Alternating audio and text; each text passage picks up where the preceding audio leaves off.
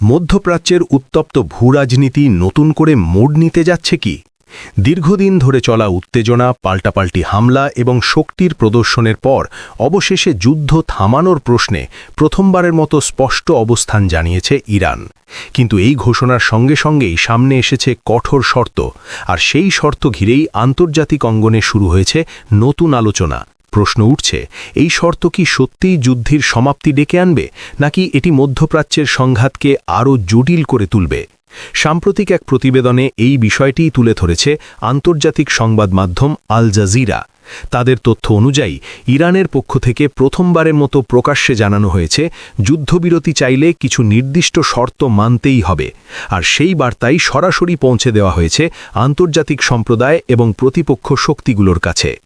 ইরানের president Masoud Pezeshkian সামাজিক যোগাযোগ মাধ্যম এক্সে একটি পোস্টের মাধ্যমে এই বার্তা প্রকাশ করেন। সেখানে তিনি স্পষ্ট ভাষায় জানান, ইরান যুদ্ধ চায় না, তবে যুদ্ধবিরতি বা শান্তি প্রতিষ্ঠার জন্য কিছু মৌলিক বিষয়কে অবশ্যই স্বীকৃতি দিতে হবে।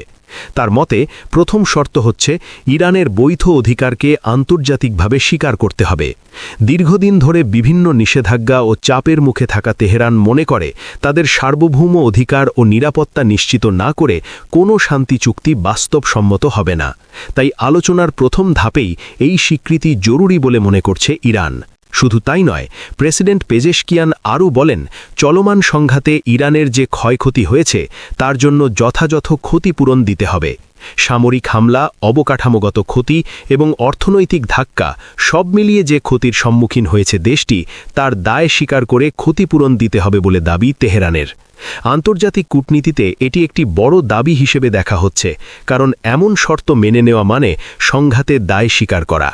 বিশ্লেষকদের মতে এই দাবির মাধ্যমে ইরান শুধু অর্থনৈতিক ক্ষতিপূরণ নয়, রাজনৈতিক বার্তাও দিতে চাইছে যে কোনো সামরিক আগ্রাসনের মূল্য দিতে হবে। এছাড়াও ইরান আরও একটি গুরুত্বপূর্ণ শর্ত সামনে এনেছে। ভবিষ্যতে যেন এ ধরনের কোনো সামরিক হামলা আর না ঘটে, তার জন্য একটি শক্তিশালী এবং বিশ্বাসযোগ্য আন্তর্জাতিক নিশ্চয়তা দিতে হবে। অর্থাৎ কেবল মৌখিক প্রতিশ্রুতি নয়, বরং এমন একটি কাঠামো গড়ে তুলতে হবে যা ইরানের নিরাপত্তা নিশ্চিত করবে। এই নিশ্চয়তার বিষয়টি আন্তর্জাতিক কূটনীতিতে অত্যন্ত গুরুত্বপূর্ণ, কারণ এর মাধ্যমে ইরান ভবিষ্যতের সম্ভাব্য সংঘাত ঠেকানোর একটি স্থায়ী ব্যবস্থা চাইছে। তবে এখানেই শেষ নয়। যুদ্ধবিরতির শর্ত ঘোষণার পাশাপাশি ইরানের সামরিক বাহিনীও দিয়েছে কঠোর সতর্কবার্তা। ইরানের সশস্ত্র বাহিনীর মুখপাত্র আবুল ফাজল শেকারচি রাষ্ট্রীয় টেলিভিশনে দেওয়া এক সাক্ষাৎকারে বলেন, যুক্তরাষ্ট্র যদি ইরানের কোনো বন্দর, সামরিক ঘাঁটি বা গুরুত্বপূর্ণ স্থাপনায় হামলার চেষ্টা করে, তাহলে তার ফলাফল অত্যন্ত গুরুতর হবে। তার ভাষায়, এমন কোনো পদক্ষেপ নিলে শুধু ইরান নয়, পুরো পারস্য উপসাগরীয় অঞ্চলই নতুন করে অস্থিতিশীল হয়ে উঠতে পারে। তিনি আরও স্পষ্ট করে বলেন, যদি ইরানের বিরুদ্ধে নতুন কোনো সামরিক আগ্রাসন চালানো হয়, তবে পারস্য উপসাগর অঞ্চলের বিভিন্ন দেশের বন্দর, অর্থনৈতিক কেন্দ্র কিংবা গুরুত্বপূর্ণ স্থাপনাও ইরানের পাল্টা আঘাতের বাইরে থাকবে না।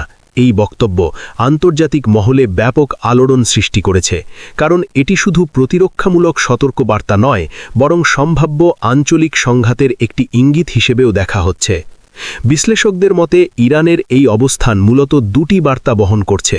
প্রথমত, তারা যুদ্ধবিরতির জন্য আলোচনার দরজা খোলা রেখেছে, কিন্তু দ্বিতীয়ত, যদি তাদের শর্ত উপেক্ষা করা হয় বা নতুন করে সামরিক চাপ সৃষ্টি করা হয়, তাহলে ইরান কঠোর প্রতিক্রিয়া জানাতে প্রস্তুত। এই দ্বৈত বার্তাই এখন আন্তর্জাতিক রাজনীতিতে বড় আলোচনার বিষয় হয়ে উঠেছে। মধ্যপ্রাচ্যের বর্তমান পরিস্থিতিতে এই ঘোষণা নতুন এক কূটনৈতিক সমীকরণ তৈরি করতে পারে বলেও মনে করছেন পর্যবেক্ষকরা, কারণ একদিকে রয়েছে যুদ্ধ বন্ধের সম্ভাবনা, অন্যদিকে রয়েছে বড় ধরনের আঞ্চলিক সংঘাত।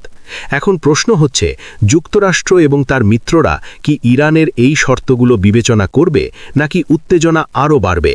সব মিলিয়ে পরিস্থিতি এখন অত্যন্ত সংবেদনশীল। ইরানের ঘোষিত শর্ত, সামরিক হুঁশিয়ারি এবং আন্তর্জাতিক প্রতিক্রিয়া সবকিছু মিলিয়ে মধ্যপ্রাচ্যের রাজনীতি নতুন এক মোড়ের দিকে এগোচ্ছে। যুদ্ধ কি সত্যিই থামবে, নাকি সামনে আসছে আরও বড় কোনো সংঘাত? এই প্রশ্নের উত্তরই এখন খুঁজছে পুরো বিশ্ব।